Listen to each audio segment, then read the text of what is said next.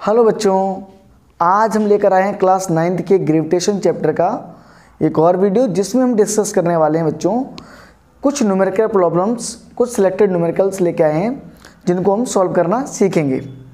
ठीक है, तो कॉपी पेन निकाल कर तैयार हो जाइए। मैं गौरव सिंह आप सभी का एक बार फिर से स्वागत करता हूँ हमारे और आपके इस प्यारे चैनल फिजिक्स एम्बेसडर पर। तो बच्चों, हमारा जो आज का पहला क्वेश्चन है बच्चों वो क्या है? पहला एक सिंपल सा सवाल है जिसे हम सॉल्व करेंगे। Question is a stone is thrown vertically upward with an initial velocity of 40 metre per second. कहता है कि एक स्टोन को ऊपर की तरफ फेंका गया है, इनिशियल वेलोसिटी u यानी जिसकी वैल्यू दे रखी है 40 मीटर पर सेकेंड। ठीक है, taking g equal to 10 metre per second square. ठीक है, 10 मीटर पर सेकेंड स्क्वायर।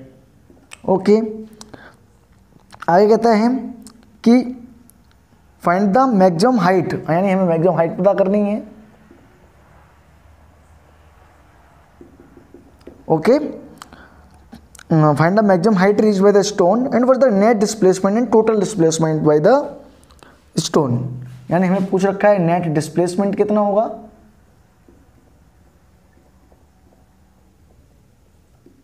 और नेट डिस्टेंस कितना चलेगा ये। ठीक है, कैसे करेंगे? तो देखो, सबसे पहले आपको ये कंसीडर करना है। देखो, ऐसे सवालों में इस इनिशियल वेलोसिटी u से ऊपर फेंका गया है और g इस पे लग रहा है नीचे। तो आपको क्या याद रखना है बच्चों कि हमेशा हम क्या करेंगे, जो चीज़ ऊपर की तरफ जाएगी उसको हम क्या लेंगे, पॉजिटिव, और नीचे वाली चीज़ों को लेंगे हम नेगेटिव। हम फिक्स कर लेते हैं। आप चाहो तो नीचे वाली को पॉजिटिव और ऊपर वाली को नेगेटिव फिक्स कर लो, उससे कोई फर्क नहीं पड़ता। ठीक है, लेकिन आपको ये ध्यान रखना है कि जो चीज़ ऊपर अप्लाई होगी वो पॉजिटिव और नीचे होगी वो नेगेटिव। क्लियर है? आओ स्टार्ट करते हैं। तो u दे रखा है हमें 40 मीटर पर सेकंड, g हमारा 10 मीटर पर सेकंड स्क्वायर, तो ये माइनस हो जाएगा नीचे की तरफ है। मैक्सिमम हाइट पता करनी है। अच्छा, मैक्सिमम हाइट पे मैंने आपको एक बात बताई थी कि मैक्सिमम हाइट पर बच्चों हमारी फाइनल वेलोसिटी 0 हो जाती है। कोई स्टोन हमने फेंका तो ऊपर जाके एक जगह पहुंचेगा जहाँ पर उसकी वेलोसिटी 0 हो जाएगी। तो हम जानते हैं v क्या हो जाएगा बच्चों इसमें 0। अब हमको निकालना है क्या बच्चों, हाइट। तो हम जानते हैं by third equation of motion under gravity. तो अंडर ग्रेविटी मैंने क्या बताया था आपको कि v square is equal to u square plus 2as होता था। तो वहां पे हमारा 2gh हो जाता था जब बॉडी ऊपर से नीचे अंडर ग्रेविटी फॉल करती थी। क्लियर है? तो v स्क्वायर की वैल्यू हमारे पास 0 है बच्चों। u की वैल्यू कितनी है हमारे पास 40 का स्क्वायर प्लस 2, g की वैल्यू कितनी लेनी है बच्चों 10, और h हमको निकालनी है। ठीक है, हमको पता था g किसका था, माइनस का, तो यहाँ पे क्या जाएगा बच्चों नेगेटिव। ठीक है, दिस इज द 400, तो इसका स्क्वायर हो जाएगा बच्चों 1600। 40 का स्क्वायर 1600 माइनस 20h। यहाँ से हम इसको इधर लेके आएंगे तो 20h इक्वल टू 1600। तुम कह सकते हैं 2 से कैंसिल आउट हो जाएगा, तो h बराबर आ जाएगा बच्चों 160/2 यानी 80 मीटर। ठीक है, हो गया सवाल। तो मैक्सिमम हाइट कितनी अटेंड करेगा 80 मीटर। ठीक है, 80 मीटर पहली चीज। अब पूछा नेट डिस्प्लेसमेंट। नेट डिस्प्लेसमेंट इसने किस कंडीशन में पूछा है कि ऊपर जाएगा और वापस नीचे आ जाए। ठीक है, वैसे सवाल में इसने कहीं लिख नहीं रखा, लेकिन अगर हमसे यहाँ पूछा है तो अगर बिल्कुल ऊपर जाके रुकने तो है नहीं, तो नीचे आके गिरेगा, तो नेट डिस्प्लेसमेंट कितना हो जाएगा बच्चों 0। क्योंकि नेट डिस्प्लेसमेंट क्या होता है, डिस्टेंस बिटवीन इनिशियल, मान लो यहाँ से फेंका वापस यहीं आ गया गिरा के, तो यहाँ से क्या होता है हमारा ये ए पॉइंट था, चल के वापस फिर यहीं आ गया, तो ए और बी एक ही पॉइंट पर कोइंसाइड कर रहे हैं। तो इसका मतलब इसका नेट डिस्प्लेसमेंट कितना होगा बच्चों 0, क्योंकि हम जानते हैं displacement is the shortest distance between initial position and final position. तो ये वापस गया और वहीं आ गया, तो नेट डिस्प्लेसमेंट कितना हो गया 0। नेट डिस्टेंस कितना हुआ, अब देखो मैक्सिमम हाइट इसकी 80 है, तो 80 ऊपर जाएगा तो नीचे ही वापस 80 आएगा, तो नेट डिस्टेंस बच्चों जो होगी वो इसकी होगी 160 मीटर। इसका डबल कर देते हैं। ठीक है, h ऊपर और h नीचे, तो हम क्या लिख देंगे h प्लस h यानी 160 मीटर। ठीक है, तो ये हो गया हमारा सवाल। ठीक है, आई होप यू अंडरस्टैंड। अच्छा, हम देखते हैं क्वेश्चन नंबर 2। बढ़िया सा सवाल है, थोड़ा अच्छा क्वेश्चन है जो मोस्टली आपको अच्छी बुक्स में मिलता है सवाल ये वाला जो मैं कराने वाला हूँ अभी। ठीक है, तो क्या क्वेश्चन है ध्यान से देखें। तो बच्चों हमारा जो दूसरा क्वेश्चन है बच्चों वो क्या है कि a stone is allowed to fall from a top of a tower of 100 metre high and the same time another stone is projected vertically upward from the ground with a velocity of 25 meter per second calculate when and where the two stones will meet. देखो कहता है कि एक 100 metre high tower है, ठीक है, कितना tower है, 100 मीटर हाई, ठीक है। एक स्टोन यहां से गिराया था, मान लो एक स्टोन का नाम है ए, इसको यहां से गिराया था, और एक स्टोन बी है जिसको यहां से ऊपर फेंका जाता है। इसको ऊपर फेंकने की जो वेलोसिटी दे रखी है बच्चों वो है u इक्वल टू कितनी, मान लें इसको हम 25 मीटर पर सेकेंड इधर रखी है। और इसका u आपको पता है बच्चों, जो कोई चीज़ ऊपर से छोड़ी जाती है तो उसकी वेलोसिटी कितनी होती है, इनिशियल 0, ठीक है। अब पूछता है कि सवाल में कि एक ऊपर से नीचे फेंका, उसी टाइम पे इसको नीचे से ऊपर फेंका, तो मतलब उसने पूछा ये कब मिलेंगे और कहाँ मिलेंगे, मतलब कितने टाइम बाद एक दूसरे को मिलेंगे। भाई ऊपर से नीचे आ रहा होगा, ये नीचे से ऊपर जा रहा हो, तो कहीं ना कहीं इनका भरत मिलाप हो जाएगा, ठीक है। तो पूछ रहा है भरत मिलाप कहाँ करेंगे और कितने समय बाद करेंगे।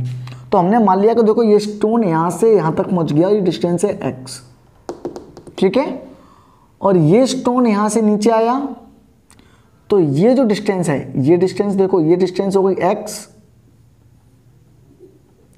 तो ये डिस्टेंस कितनी बची बच्चों, 100 माइनस x। क्वेश्चन में आया आपको, ये डिस्टेंस कितनी बची, 100 माइनस x, ये x, तो ये पूरी 100 में थी, 100 में से x गया तो 100 माइनस x, ठीक है। अब हम करते हैं कैलकुलेशन। तो पहले करते हैं फॉर स्टोन ए, जो हमने ए स्टोन माना है, इसकी हाइट कितनी है बच्चों, कितना नीचे आया, कितना डिस्टेंस चला इसने, h equal to 100 minus x। जी की वैल्यू बच्चों 9.8 मीटर पर सेकंड इसको लेंगे अगर हमको देनी रखी है तो, ठीक है। h आ गया, g आ गया, इसका u कितना होगा बच्चों, आपको पता है 0, ऊपर छोड़ेंगे। तो हम अप्लाई करेंगे third equation of motion, v square equal to u square plus 2gh, ठीक है। अब v की value, sorry third equation of motion apply ना करके हम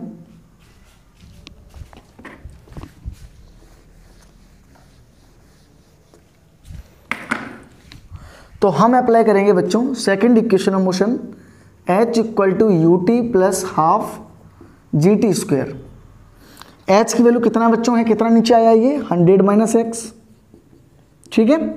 u की वैल्यू 0 प्लस हाफ, g की वैल्यू बच्चों कितनी होती ले रखी है हमने 9.8 और इंटू टी स्क्वायर।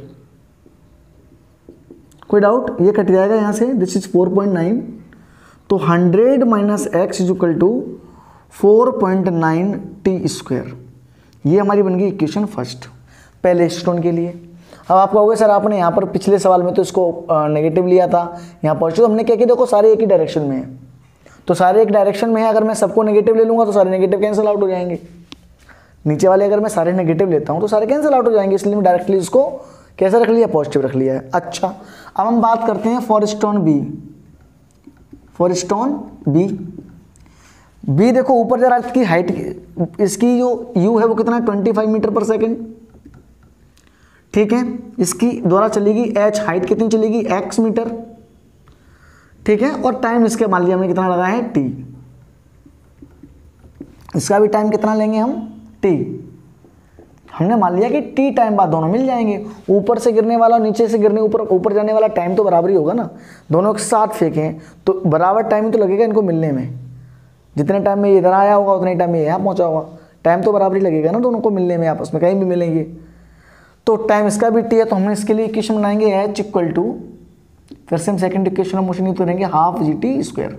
अब यहाँ पर हमें ध्यान रखना है ऊपर वाले हम, अब इसमें नेगेटिव पॉजिटिव, यहाँ पे जी की वैल्यू कितनी आएगी बच्चों, वही 9.8 मीटर पर सेकंड स्क्वायर। अब यू h कितना है x, ऊपर वाला पॉजिटिव, u की वैल्यू 25 इंटू टी माइनस या प्लस ले लो हाफ, जी की वैल्यू कितनी रहेगी माइनस 9.8 टी स्क्वायर। ये माइनस क्यों आया बच्चों, अब क्या है कि अब इसमें अलग अलग हैं सारी चीज़ें, इसमें कुछ चीज़ ऊपर लग रही है और कुछ चीज़ें नीचे, डायरेक्शन उल्टी है।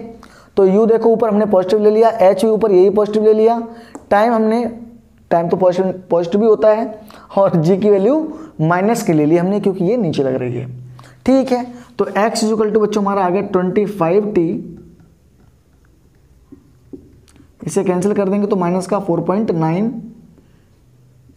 T square. ये हो गई मेरी इक्वेशन सेकंड, ठीक है। हमारे पास दो इक्वेशन हो गए, इन इक्वेशन को सॉल्व कर लेंगे हम। तो हम क्या कर लेते हैं, on adding equation first and second क्या जाएगा हमारे पास बच्चों, 100 माइनस एक्स, लेफ्ट LHS जोड़ेंगे, इसका LHS प्लस ये x इक्वल टू इसका LHS 4.9t स्क्वायर प्लस का 25t और माइनस का 4.9t स्क्वायर। ये कैंसिल आउट हो जाएगा बच्चों, कि ये भी कैंसिल आउट हो जाएगा, माइनस प्लस और ये माइनस प्लस, देखो माइनस का ये प्लस का, यहाँ बचेगा 100, यहाँ बचेगा 25t, 25 से काटेंगे 4 बार तो this is t equal to 4 second, यानी 4 सेकंड बाद ऊपर से नीचे गिरने के और नीचे से ऊपर जाने के 4 सेकंड बाद ये एक दूसरे को मिल जाएंगे। कहाँ मिलेंगे, इसको हम कैलकुलेट कैसे कर लेंगे बच्चों, इसी इक्वेशन में रख दो, चाहे इसमें रख दो चाहे इसमें रख दो। तो हम जाएंगे putting value of t in equation second, या फर्स्ट किसी में रख दो आप। तो क्या थी हमारी h, यानी क्या थी x निकालना है हमको, कितना ऊपर मिला 25, t की वैल्यू कितनी है बच्चों 4 माइनस 4.9 इंटू टी की वैल्यू कितनी बच्चों 4 का स्क्वायर 16, मैंने डायरेक्ट लिख दिया 4 का स्क्वायर 16। तो this is x equal to 100 minus 16 9 जा 144 और 16 4 या 64, 16 9 जा 144 और 16 4 या 64 और 14 78.4 माइनस करेंगे तो ये जाएगा बच्चों 21.6 मीटर, यानी नीचे से 21.6 मीटर ऊपर जाके मिलेगी। ठीक है, ये हमारा आंसर हो गया, या हम ये कहते हैं ऊपर से कितना नीचे आके मिलेगी 78.4 मीटर मिलेगी। भाई 21.600 में चला जाएगा तो ये तो बचेगा। ठीक है, तो ये हो गया हमारा सॉल्यूशन। क्या किया हमने, दो इक्वेशन बनाई, एक ए स्टोन को लेके एक बी स्टोन को लेके, दोनों इक्वेशन को ऐड किया और हमने पहले टी की वैल्यू निकाली, फिर टी की वैल्यू हमने किसी भी इक्वेशन रख के हमने आंसर फाइंड आउट कर लिया। कोई कठिन सवाल नहीं था, बस थोड़ा सा लेंदी था सवाल। ठीक है, ओके।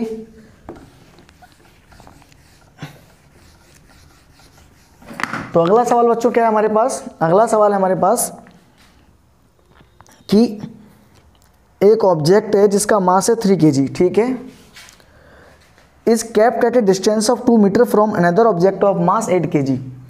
कहता है कि एक ऑब्जेक्ट है जिसका मास है m1 मान लो, जिसका मास है 3 kg, और दूसरा ऑब्जेक्ट है m2 जिसका मास है बच्चों 8 kg का। ठीक है, कहता है इन दोनों के बीच की डिस्टेंस r है वो 2 मीटर है, और एट वॉट डिस्टेंस, अब आगे कहता है सवाल में, at what distance from the object of 3 kg another object of mass 4 kg is kept such that the net force of gravitation acting on the object of mass 3 kg is 0। ठीक है, कोई दिक्कत नहीं। सवाल में क्या कहा उसने कि एक ऑब्जेक्ट है जिसका मास 3 kg है, ठीक है, एक ऑब्जेक्ट है जिसका मास 8 kg है, और एक तीसरा ऑब्जेक्ट है 4 kg का। ठीक है, एक मास तीसरा है जिसका मास कितना है बच्चों 4 kg। कहता है इसको हम कहाँ रखें, 3 kg से कितनी दूर रखें कि इस पर लगने वाला नेट फोर्स 0 हो, 3 kg पर लगने वाला नेट फोर्स 0। देखो हो क्या रहा है, अभी ये 8 kg इसको अपनी तरफ खींच रहा है ग्रेविटेशनल फोर्स से। ठीक है, ये इसको अपनी तरफ खींच रहा है, ये इसको अपनी तरफ खींच रहा है। अब हमको जो 4 kg का मास है वो ऐसी जगह रखना चाहिए कि इस पर लगने वाला फोर्स 0। अब देखो अगर मैं इसके बीच में रख देता हूँ कहीं 4 kg, तो क्या करेगा 8 kg भी इसको खींचेगा और 3 kg भी खींचेगा, मतलब 2 फोर्स लगेंगे, ये तो ज़्यादा अट्रैक्ट होगा। ठीक है, अगर मैं यहाँ 4 kg रख दूँ तो 8 kg खींचेगा और 4 kg भी इधर ही खींचेगा, दोनों फोर्स की डायरेक्शन एक ही तरफ होगी, तो यहाँ पर भी इस पर लगने वाला नेट फोर्स 0 नहीं होगा। अगर मैं 4 kg का मास यहाँ कहीं रख दूँ तो 4 kg इसको खींचेगा अपनी तरफ और 8 kg खींचेगा इसको अपनी तरफ।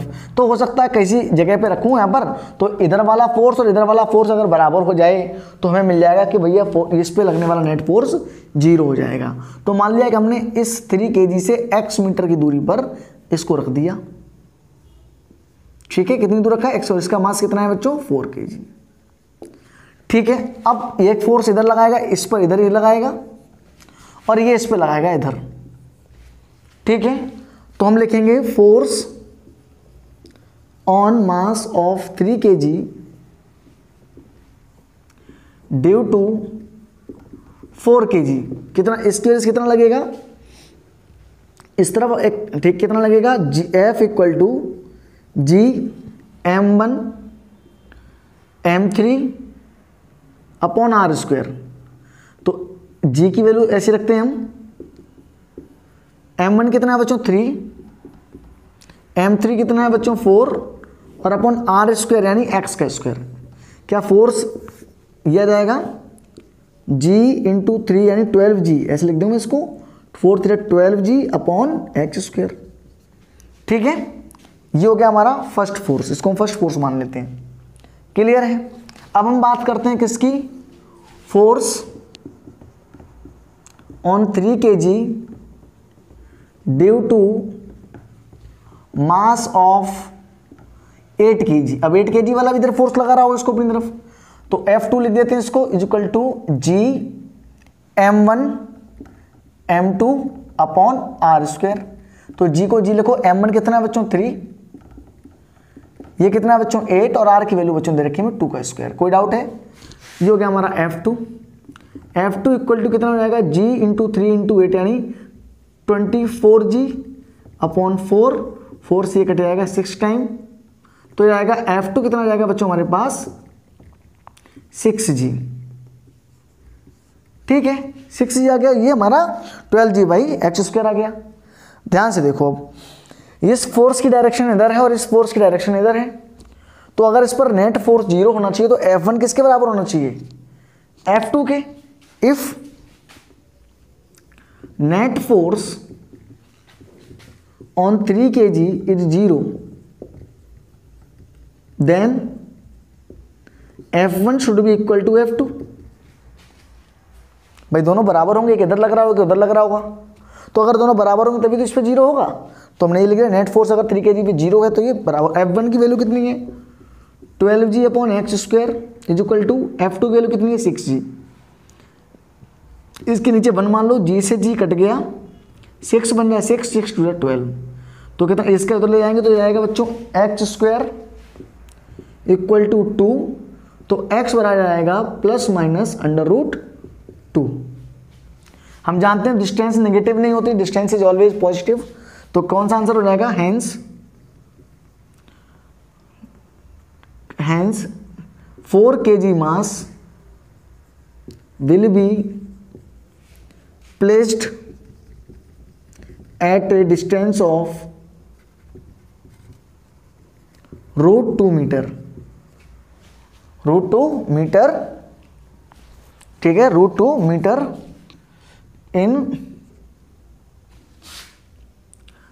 ऐसे लिख दें, in left of 3 kg, left 3 kg के लेफ्ट में रखें। अगर ये राइट में तो उसको लेफ्ट में, अगर ये राइट में होता तो इसको लेफ्ट में रख देते, अगर ये इधर होता तो इसको कहाँ रखना पड़ता है, इधर। तो अभी हमने इसको राइट में रखा है तो इसको हम लेफ्ट में रखेंगे। तो ये हमारी डिस्टेंस हो गई। ठीक है, तो ये हमारा सवाल हो गया। ठीक है, अब देखते हैं अगला क्वेश्चन। अगला क्वेश्चन है बच्चों, a ball is drop from a cliff of 78.4 metre high. 70 यानी एक क्लिफ है, चोटी है कितनी 78.4 मीटर हाई है। ठीक है भाई, ये कितना है 78.4 मीटर। ओके, इसको यहाँ से ड्रॉप किया गया, इसको मान लें हम ए। उसके 1 सेकंड बाद 1 second later another ball was thrown from the same place with some velocity. इसके 1 सेकंड बाद एक और बॉल फेंकी गई, मान लो उसका नाम बी है, उसको फेंका गया लेकिन उसके पास कुछ वेलोसिटी है। इसकी वेलोसिटी, इसको छोड़ा गया तो इसकी वेलोसिटी तो 0 हो जाएगी और इसके पास कुछ वेलोसिटी होगी, मान लो वेलोसिटी हम कुछ भी u1 मान लेते हैं। ठीक है, आगे कहता है कि both the ball reach the ground at the same time, यानी दोनों का टाइम है वो कैसा है, equal, reaches ground eight same time.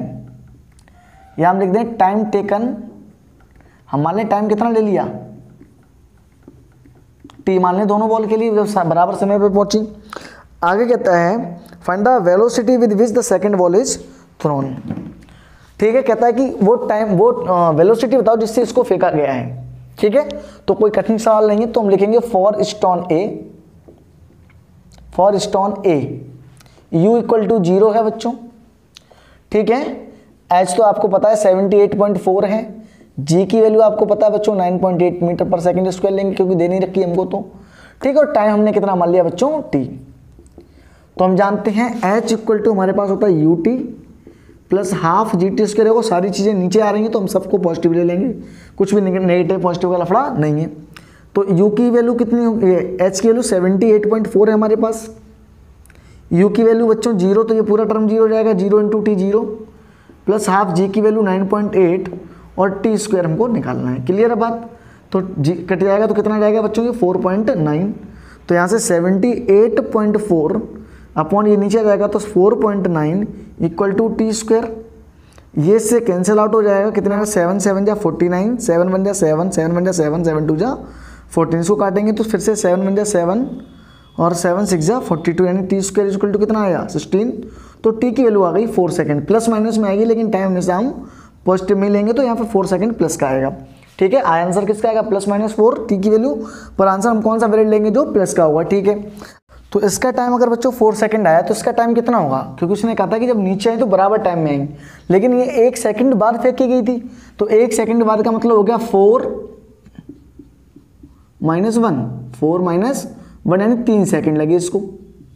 ठीक है, अब हम जानते हैं मैं लगाने फिर से h बराबर ut plus half g t square, तो कितना हो जाएगा, h की वैल्यू बच्चों कितनी दे रखी है हमको 78.4, भाई डिस्टेंस तो ये कवर करके आया है। u की वैल्यू कितनी है बच्चों, निकालनी है हमको, u1 हमने इसको माना, t की वैल्यू कितनी आई बच्चों, कितनी आई इसके लिए t 3 सेकंड्स में नीचे आ गया, प्लस हाफ g की वैल्यू 9.8 और t की वैल्यू बच्चों 3 का स्क्वायर 9, तो this is 78.4 equal to 3u1 plus half, काटेंगे इसको तो 4.9 इंटू 9, 4.9 इंटू 9, तो this is 78.4 equal to, multiply करेंगे 3u1 में तो ये रहेगा बच्चों 9 9 जा 81, 9 9 जा 81 और 9 4 जा 36 और 8 यानी 44.1 ये आ गया। तो हमारे पास आ जाएगा 78.4 माइनस का 44.1, इसको ऐसे लिखते हैं 44.1 इक्वल टू 3u1। क्लियर है, क्योंकि हमने इसको u1 मान लिया था। घटाएंगे बच्चों तो कितना आ जाएगा ये 4.1 माइनस का 3 हो जाएगा, ये 8 में से गया 4 और 7 में से 4 गया 3 इक्वल टू 3u1। हमें u1 की वैल्यू निकालनी है बच्चों, तो u1 बराबर कितना आ जाएगा 34.3 अपॉन 3, तो दिस इज 3 बन जा 3 बन जा 3 पॉइंट कितना बच गया 1, 3 4 जा 12 और 3 3 जा 9, तो ये हमारी u1 की वैल्यू आई बच्चों वो 11.3 मीटर पर सेकेंड आई है।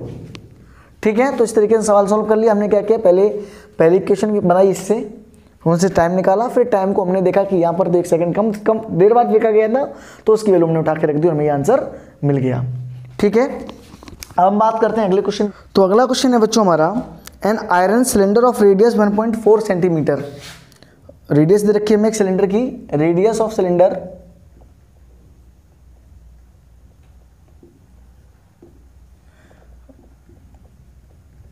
1.4 सेंटीमीटर। ठीक है, एंड लेंथ यानी इसकी लंबाई है, यानी इसकी हम हाइट कह सकते हैं, वो है 8 सेंटीमीटर। ठीक है, एंड फाउंड टू वे 369.6, यानी इसका मास भी दे रखा है हमको 369.6 ग्राम। ओके, आगे कहता है calculate density of iron. Okay, तो ये एक सिलेंडर टाइप का एक आयरन है जिसकी रेडियस इतनी है, लेंथ इतनी है और इसका मास दे रखा है। हमसे पूछिए इसकी डेंसिटी रो, तो हम जानते हैं डेंसिटी बराबर होता है मास पर यूनिट वॉल्यूम। मास हमारे पास दे रखा है बच्चों 369.6। ठीक है, वॉल्यूम कितना है बच्चों, वॉल्यूम में निकालना पड़े तो हम जाते हैं सिलेंडर के वॉल्यूम का फॉर्मूला क्या होता है बच्चों, πr²h। तो हम यहाँ लिखेंगे बच्चों 369.6 अपॉन पाई की वैल्यू बच्चों हम लिख लेंगे 3.14 या फिर लिख दो अपन 22/7। ठीक है, आर की वैल्यू आपको पता है बच्चों 1.4 है, तो मैं 2 बार लिखूंगा 1.4 इंटू 1.4, क्योंकि यहाँ पर क्या है बच्चों स्क्वायर, और हाइट कितनी दे रखी है इसकी 8। अच्छा, ये पॉइंट इस पॉइंट को कैंसिल आउट कर देगा और इस पॉइंट को उठाएंगे तो यहाँ पर एक एक्स्ट्रा 0 आ जाएगा। इसको कैंसिल आउट करेंगे, 2 से कटेगा तो ये 2 टाइम्स कट जाएगा यहाँ से।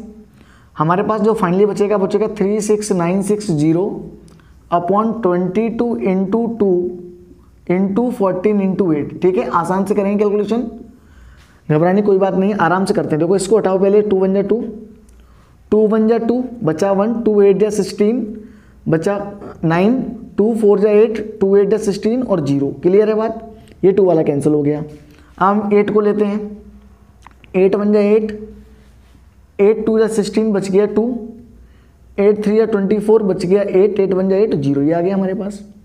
अब हम लेते हैं 7 इसको 14 को, पहले 7 से काटते हैं 2 टाइम, तो 7 से कटेगा 7 3 जा 21, 7 3 जा 21 और ये 0।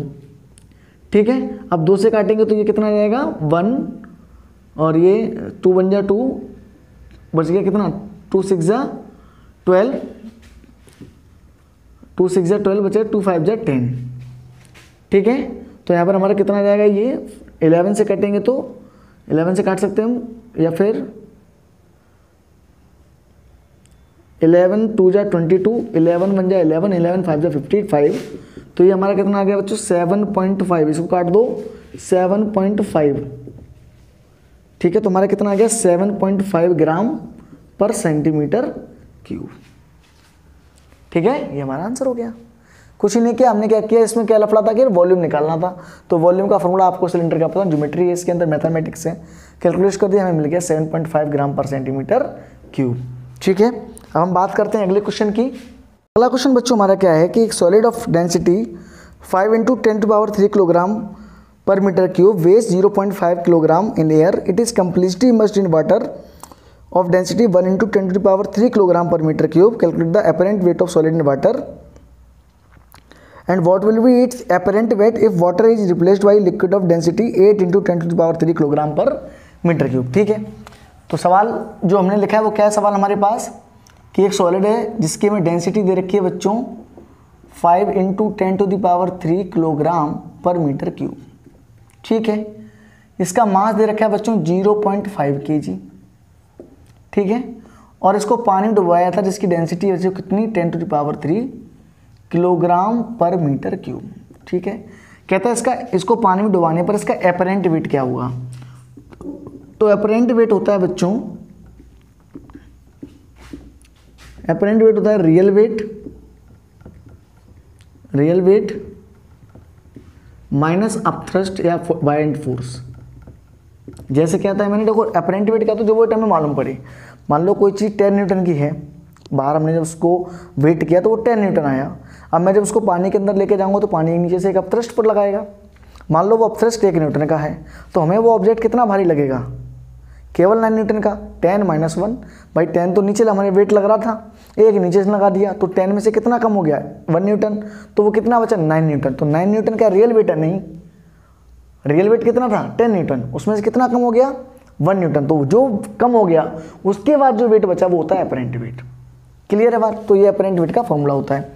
ठीक है, आ जाओ बात करते हैं इसकी। अब तो हमें निकालना है, पहले तो इसका वेट निकालते हैं, इसका रियल वेट होगा कितना, तो हम लिखेंगे weight of solid in air. क्या होता है वेट का फॉर्मूला, मास इंटू ग्रेविटेशन, तो m की वैल्यू 0.5 इंटू जी की वैल्यू 10, यानी इसकी वैल्यू आ गई 5 न्यूटन। ठीक है, अब हम निकाल लेंगे इस पर फोर्स कितना लगेगा, अब थ्रस्ट फोर्स कितना लगेगा नीचे से, ये तो रियल वेट हो गया। फोर्स का फॉर्मूला होता है v इंटू रो इंटू जी, तो इसके लिए हमें पहले क्या चाहिए v चाहिए, रो कितना है 10⁻3, जी कितना है हम ले लेंगे 10। ओके चलो आ जाओ भाई यहाँ पे। तो अब देखो मास है सॉलिड की, और सॉलिड का मास और सॉलिड की डेंसिटी, यहाँ लिख देता हूँ मास ऑफ सॉलिड। ठीक है, तो अब हमें वॉल्यूम निकालना है, डेंसिटी बराबर क्या होता है मास अपॉन वॉल्यूम। तो यहाँ से अगर वॉल्यूम निकालेंगे तो वॉल्यूम बराबर हो जाएगा बच्चों मास अपॉन डेंसिटी। मास बच्चों हमारा 0.5, ठीक है, और डेंसिटी बच्चों कितनी है 5 × 10⁻3।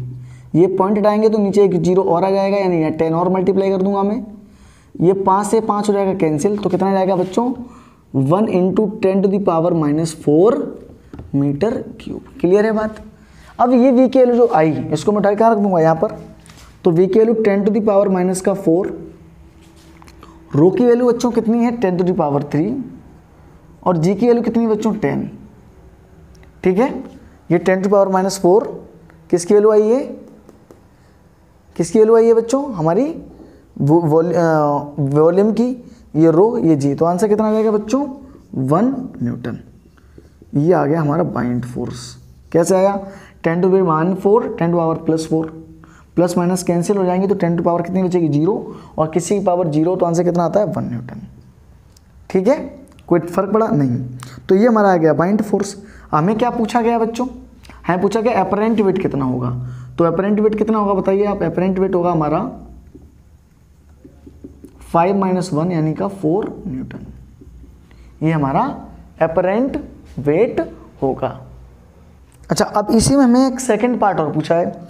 उसने कहता है क्या होगा कि what will be it's apparent wait if water is replaced by a liquid of density 8 × 10³ kilogram per metre cube. मान लो कहता है कि जो वाटर था वह रो ऑफ नया जो एक लिक्विड ले लिया वो है 8 × 10³ किलोग्राम पर मीटर क्यूब। ये नए वाले सॉलिड, अभी इसको किस में डुबोया था बच्चों, वाटर के अंदर।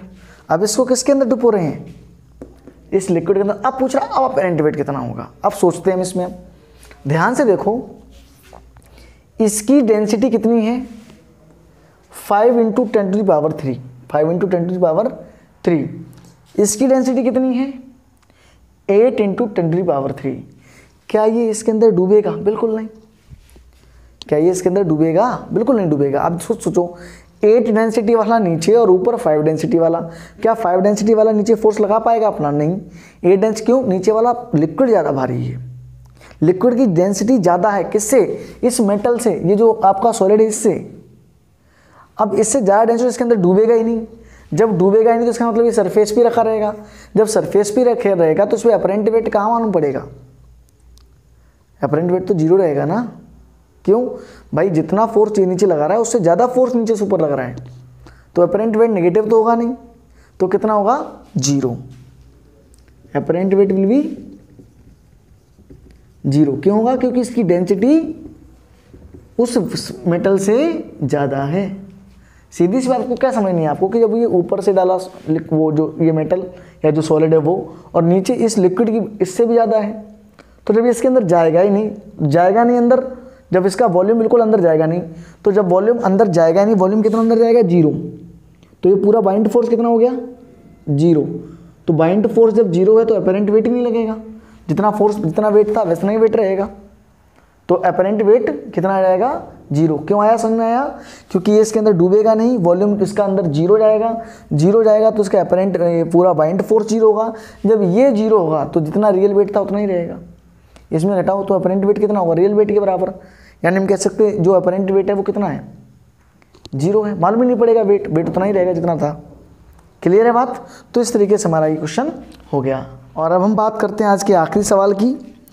ए solid of object wait 5 Newton, एक सॉलिड है जिसका वेट यानी वेट ऑफ सॉलिड है 5 न्यूटन, ठीक है, 5 न्यूटन में दे रखा है आपको।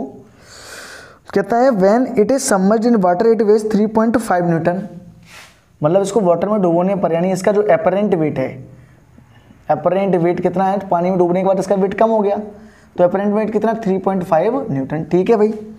आगे कहता है find the density of object, ठीक है, डेंसिटी ऑफ ऑब्जेक्ट पता करनी है, रो ऑफ ऑब्जेक्ट पता करना है हमको, और रो ऑफ जिस वाटर में डुबोया गया तो उसकी डेंसिटी हमको पता ही 10³ kilogram per metre cube, okay. तो कहता है एक्सीलरेशन ड्यू टू ग्रेविटी दे रखा है हमको जी, यानी 9.8 मीटर पर सेकंड स्क्वायर, ठीक है। कहता है कि बताओ हमें क्या बताना है इसकी, find the density of object, ठीक है, कोई दिक्कत नहीं है, आसान सा सवाल है, देखो ध्यान से। ये हो गया इसका रियल वेट, ये है अपरेंट वेट, तो बाइंड फोर्स कितना लगा होगा इस पर, बाइंड फोर्स कितना लगा होता, हम जानते हैं अपरेंट वेट का फॉर्मूला होता है बच्चों रियल वेट माइनस अपथ्रस्ट, ये तो होता है।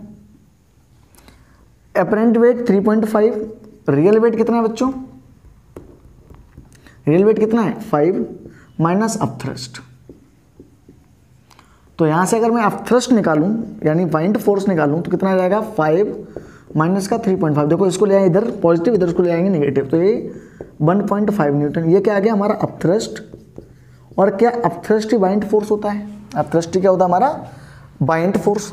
अच्छा, अपथ्रस्ट का फॉर्मूला एफ वी हमारा कितना आया बच्चों? 1.5 न्यूटन।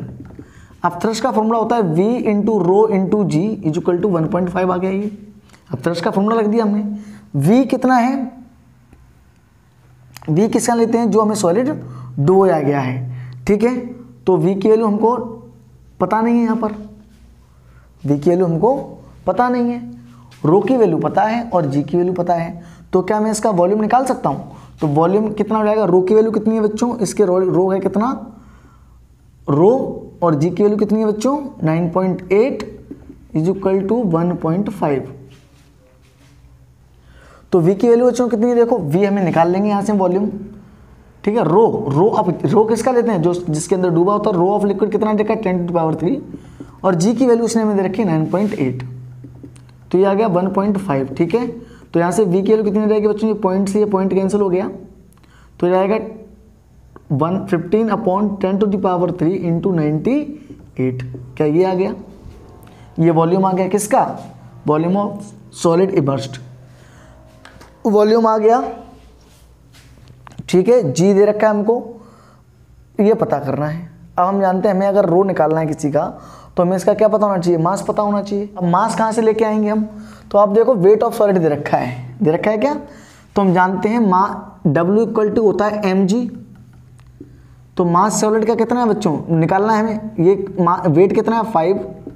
मास ऑफ सॉलिड कितना है हमें निकालना है, और जी की वैल्यू 9.8 लेनी है।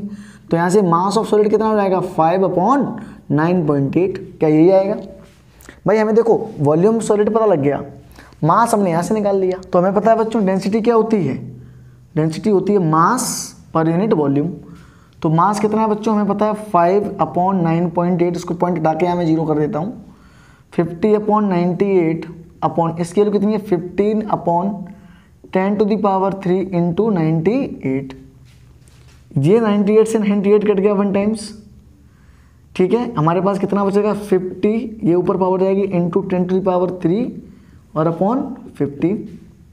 इसको कट करेंगे तो कितना आ जाएगा? 3.3 into 10⁻³ kilogram per metre cube, ठीक है। तो इसकी डेंसिटी इतनी होगी। क्या किया सबसे पहले हमने? हमें इसने अपरेंट वेट दे रखा है और वेट दे रखा है। तो अपरेंट वेट से हमने पहले निकाला कि इसका अपथ्रस्ट कितना होगा, क्योंकि हमें जानते हैं अपरेंट वेट क्या होता है? Real wait minus upthrust. तो कितना वेट कम हो गया? 3.5। जितना वेट देखो ये बाहर कितना था? 5।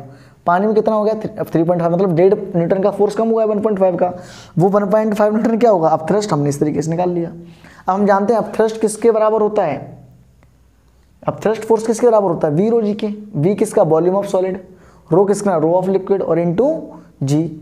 वी की वैल्यू हमने यहाँ से निकाल ली, ये आ गई हमारे पास। रो की वैल्यू रख दी 10⁻3, जी की वैल्यू 9.8, और इसको इधर लेके गए। तो हमने यहाँ से पॉइंट हटा के उधर, यहाँ से पॉइंट हटाया, यहाँ से पॉइंट हटा दिया, और ये हो गया 15 अपॉन ये नीचे, और ये दोनों भी नीचे, ठीक है।